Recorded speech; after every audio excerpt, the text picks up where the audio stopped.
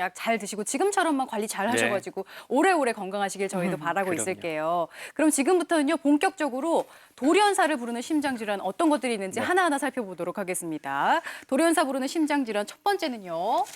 심장 혈관을 지켜라. 혈관이 딱딱해지는 동맥경화가 나왔습니다. 김 교수님. 예. 결국 모든 혈관 질환의 출발은 결국 동맥이 딱딱해지는 동맥경화로 저희가 설명할 수가 있는데 이제 우리 신체 모든 부분에 산소와 그다음에 영양분을 공급하는 것이 동맥인데 그 동맥 안에 시간이 지나면서 조금씩 지방이나 콜레스테롤 덩어리 같은 것들이 쌓이기 시작을 합니다. 네. 그렇게 쌓이면서 혈관이 서서히 더 수축이 되고 혈관이 협착이 생기게 되고 그렇게 되다가 어떤 특정 스트레스나 이제 과도한 운동이나 그다음에 이런 외부의 자극이 심하게 오면 이런 기름 덩어리가 혈관 내에서 터져서 혈관이 막히는 심근경색까지 그러니까 동맥경화에서 협심증에서 심근경색까지 이르는 주된 원인이 동맥경화라고 할 수 있을 것 같습니다. 네, 그 동맥경화가 딱딱해지면 그 혈관이 딱딱해지면 동맥경화가 되잖아요. 근데 이 동맥경화 상태에서도 돌연사가 올 수가 있을까요, 교수님? 네, 맞습니다.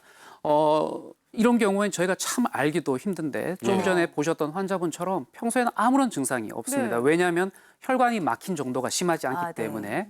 그런데 갑작스럽게 혈관이 막히게 되면 이렇게 심근경색, 급사를 일으킬 수 있는 건데 동맥경화 초기에 지방 기름기가 이제 그 혈관 내에서 쌓이기 시작하면서 나쁜 염증 반응이 굉장히 심하게 생길 수 있습니다. 네. 특히 뭐 담배 피고 네. 혈압이나 혈당 관리가 안 되면 훨씬 그런 일들이 많이 생기게 되는데 이제 그런 경우에는 협심증처럼 혈관이 좁아져서 가슴 통증을 일으키기 전에 이런 문제가 생기게 되고 이런 혈관들이 좀 전에 말씀드린 그런 과도한 스트레스나 이런 다른 외부 자극 때문에 터지게 되면은 혈관 내를 막게 되고 그러면 심근경색에서 돌연사로 연결될 수 있기 때문에 이제 그런 환자들을 추적하고 관리하는데 의학적인 굉장히 많은 집중 치료가 이루어지고는 있지만 그 관리가 쉽지는 않은 건 사실입니다. 그렇군요. 그야말로 이제 동맥경화가 심혈관 질환의 출발선이다 이렇게 생각하시면 좋을 것 같은데요.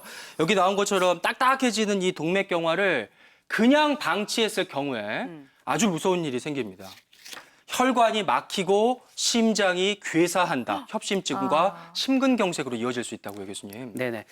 그러니까 결국 동맥경화가 시작돼서 혈관이 딱딱해지게 되면 아까 말씀드린 것처럼 지방분이나 콜레스테롤이 점점 더 많이 쌓이기 시작됩니다. 그렇게 되면은 혈관이 가늘어지게 되고 혈관이 막히게 되는 그리고 혈관이 좁아지게 되는 그런 협심증 증상이 생깁니다. 이게 조금 더 가속화돼서 혈관이 완전히 막히게 되면 결국 그 혈관이 먹여 살리게 되는 심장 부분에 괴사가 생기게 되고 이런 괴사는 뭐 영구적으로 되돌이킬 수 없을 심각한 심근경색을 불러일으킬 수 있기 때문에 동맥경화에서 시작돼서 협심증, 그다음에 심근경색에까지 이르는 그런 큰 고리가 형성되는 것이라고 할 수 있겠습니다. 그렇군요. 그러면은 꽉 막히는 게 심근경색이고 좀 좁아지기 시작하는 게 협심증이면 심근경색 전 단계가 협심증이다. 그 전에 반드시 좀 좁아지는 협심증의 단계가 있다.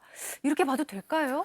대부분의 경우는 동맥경화에서 협심증으로 가다가 협심증이 심해지면서 이제 그런 경우에 결국은 심근경색이 이르는 이런 경우를 흐름으로 가게 되는데 근데 요즘에는 점점 이 뭐 서구화된 문화에다가 패스트푸드 이런 거 그다음에 직장 내 스트레스도 그렇고 혈압이나 혈당 이런 관리가 되지 않으면 아까 말씀드린 그 얇은 지방 덩어리 우리가 불안정형 동맥경화반이라고 얘기하는데 그게 형성이 되고 그런 혈관이 갑자기 터지게 되면 좀 전에 말씀드린 것처럼 가슴이 아프거나 불편한 협심증 증상 없이 바로 심근경색증으로 올 수 있습니다. 그래서 대부분은 협심증에서 심근경색으로 근데 하지만 상당히 많은 부분에서는 협심증 증상 없이 동맥경화에서 바로 심근경색으로도 올 수 있는 게 현재적인 뭐 그런 데이터에서 나오는 사실들입니다. 네.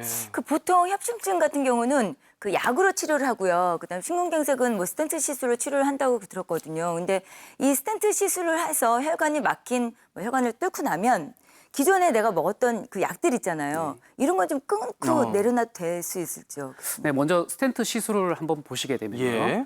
이제 혈관이 좁아진 부분으로 저희가 유도철선이라고 하는 철선이 이런 식으로 들어가게 되고요. 네. 이 철선을 따라서 풍선 치료를 한 다음에 지금 보이시는 것처럼 철망을 집어넣고 그다음에 풍선으로 부풀린 다음에 모든 것이 빼게 되고 그러면 보시면 좁아졌던 혈관이 넓어지는 게 스텐트 치료입니다. 네. 스텐트라고 하는 것이 이제 외부에서 넣어준 이물질이기 때문에 네. 당연히 처음에 좁아졌던 혈관이 넓어지면 환자분은 증상도 금방 개선이 되고 모든 게 다 좋아지지만 하지만 이게 뭐 윤활유하고 비슷하다고 저희는 환자분들한테 설명을 드리는데 약물과 같은 윤활유를 공급받지 않게 되면은 결국 녹슬고 녹슨 혈관은 좁아지기도 하고 막히기 때문에 어찌 보면은 스텐트를 삽입하고 나서 약물 치료를 제대로 하지 않으면 오히려 더 위험한 상황을 불러일으킬 수도 있기 네. 때문에 임의적으로 약물을 줄이거나 끊거나 하는 것은 굉장히 큰 위험한 일이라고 할 수 있겠습니다. 알겠습니다. 근데 이제 아까 말씀하시기로 심혈관 질환은 재발이 잘 된다고 말씀을 하셔서 이 스텐트라고 하는 것을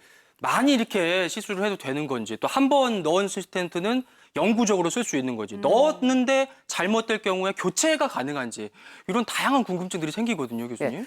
요즘에 나와 있는 스텐트는 약물 용출성 스텐트라고 스텐트 표면에 약물이 이렇게 발라져 있는 굉장히 이제 스텐트 기술도 많이 발달하기 때문에 뭐 스텐트는 여러 군데 삽입할 수도 있고 심지어는 스텐트가 좁아진 부분에 또 스텐트를 넣어서 치료도 할 수 있습니다. 와. 그렇게 이제 치료가 영구적으로 잘 되고 건강하다 그러면은 스텐트는 영구적으로 뭐 굳이 얼마 있다가 빼거나 그럴 필요는 없습니다. 근데 하지만 혈관의 병변이 너무 심한 경우 같은 경우에는 스텐트 개수가 많이 들어가게 되고 그렇게 되면 좀 전에 말씀하셨던 다시 좁아지는 현상들이 굉장히 많이 생길 수도 있어가지고 네. 환자분의 위험도 그다음에 그 혈관의 모양에 따라서 스텐트 개수가 너무 많아지겠다고 생각된다면 네. 우회로 수술과 같은 다른 치료 방법도 굉장히 중요하고 그런 치료가 먼저 선행돼야 될 경우도 많이 있습니다. 그 우회로 수술이라고 말씀하신 게 그러면 혈관을 예를 들면 길을 다른 데를 뚫어준다는 그런 건가요? 네, 맞습니다. 막힌 길이 있으면은 네. 그것을 우회할 수 있는 새로운 혈관을 붙여서 심장에다 연결해서 이제 이 막힌 혈관 이후에 있는 심장 근육하고 앞쪽 근육을 살리게 되는 수술. 그래서 심장 우회로 수술이라고 합니다. 세기를 네, 뚫어주는 네. 거네요. 네. 그렇군요. 자, 지금 시각 10시 25분 지나고 있고요. 심혈관 질환과 관련된 질문 폭주하고 있습니다. 네. 증문즉답하고 갈게요. 자, 어떤 질문 들어와 있을까요? 슈가봉님, 안녕하세요. 저는 가슴에 흉통이 있어서 병원을 갔는데 협심증, 변이형 협심증 증세가 있는 것 같다고 하네요. 그리고 오른쪽 엉덩이부터 시작해서 종아리까지 다리가 저려서 오래 서 있지를 못합니다. 심지어 설거지할 때도 저려와서 오른쪽 다리만 유독 저리네요. 이 증세도 변이형 협심증 증세인지 궁금합니다. 2달 전에 경동맥 검사도 해봤는데 혈관에 문제가 없다고 하네요. 네. 큰 병원에 가서 조영술 검사 받아봐야 되는지도 궁금합니다. 네. 일단 약간 이름은 생소한데 변이형 협심증 진단을 받으셨는데 다리도 계속 저리다고 해요. 한쪽 다리만. 이런 증상도 해당이 될 수 있는지 김 교수님께 여쭤볼게요. 네, 변이형 협심증은 이제 부르는 이름에서 나와 있는 것처럼 변이형이다라는 얘기는 우리가 좀 전에 계속 얘기 드리던 그런 혈관이 기름기가 차고 막히고 좁아지고 이런 거하고는 전혀 다른 성격이다라고 하는 거거든요. 결국은 혈관이 이 기름기나 이 외부적인 압력이나 이런 것 때문에 좁아지는 게 아니라 다양한 원인 때문에 혈관이 수축하는 겁니다. 그래서 우리 추운 겨울에 갑자기 나가면 이렇게 피부가 오그라들듯이 그렇죠. 혈관도 오그라들 수 있다. 그렇게 네. 환자분들한테 많이 설명드리는 거고 이제 이 같은 경우에는 가장 정확하게는 조영술을 하고 네. 실질적으로 정말 이렇게 혈관이 수축하는지를 보는 것이 가장 중요한 검사이기도 하겠지만 네. 하지만 어떤 증상이 뚜렷하다 그러면 약물 치료를 먼저 할 수도 있습니다. 아까도 말씀드렸지만 대부분 협심증 심근경색 환자들이 이 다른 혈관도 많이 좁아지거나 그러는데 이런 환자분처럼 혈관에 손상 없이 이 혈관에 수축하기 때문에 생기는 증상들이기 때문에 네. 이런 경우에는 진단 치료를 병행하면서 해결할 수 있을 것 같습니다. 방금 이제 조영술 권유 받으셨다고 하시고 교수님도 언급하셨는데 그 조영술이라는 거는 어떻게 해서 보는 거예요, 교수님? 심장을 싸고 있는 게 관상동맥인 거고 그 관상동맥이 좁아졌거나 넓어졌거나 막혔거나 그걸 정확하게 알아보려면 예. 저희가 이제 손목이나 다리 쪽 혈관을 통해서 심장까지 이른 다음에 심장에서 조영제를 쏴 보면은 이 혈류 흐르는 걸 볼 수 있습니다. 그래서 혈류 흐름이 정상이냐 아니면 좁아진 데가 있느냐 없느냐를 가지고 정확하게 판단할 수 있는 검사법이라고 생각하시면 저는 됩니다. 위장 검사할 때 위장 조영술만 있는 줄 저도 알았는데 그거, 심장 네. 조영술도 있네요. 그러니까요. 네. 다음 질문 계속 보겠습니다. 지금 질문 아주 많이 들어오고 있어요. 200601님께서 25분 해주셨는데요. 갑상선 기능 저하증이 있는데 가끔씩 심장이 두근거리는 것은 왜 그럴까요? 심장에 이상이 있는지 궁금합니다. 이거 어느 교수님께 여쭤봐야 돼요? 우리 최 교수님, 예, 갑상선하고도 연결이 있나요?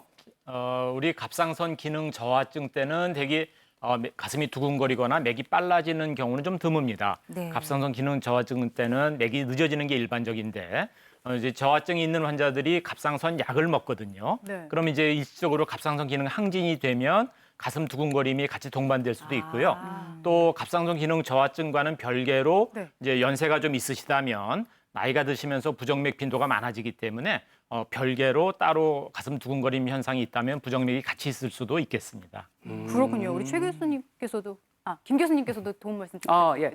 보통은 이제 이런 어떤 증상이 있으면서 대부분 이제 심장의 맥박에 이상이 생기게 되면 환자분들이 가슴이 불편한 증상을 같이 호소하면서 오시게 됩니다. 이제 네. 그렇게 되면 어떤 경우에는 심장 이상, 특히 이게 협심증이 아닌가 이제 그런 이상으로도 오기도 하는데 이제 가만히 이제 그 아픈 분의 말씀을 잘 들어보면 방금 최 교수님이 얘기하신 것처럼 가슴 통증이 우선됐다기보다는 맥박 자체 이상이 있기 때문에 그런 경우에는 혈관 자체의 검사보다는 이런 2차적인 이상을 가져올 수 있는 병이 있나 없나 이제 그런 것들을 확인하시게 되면 조금 더 정확하게 진단을 할 수 있을 것 같습니다.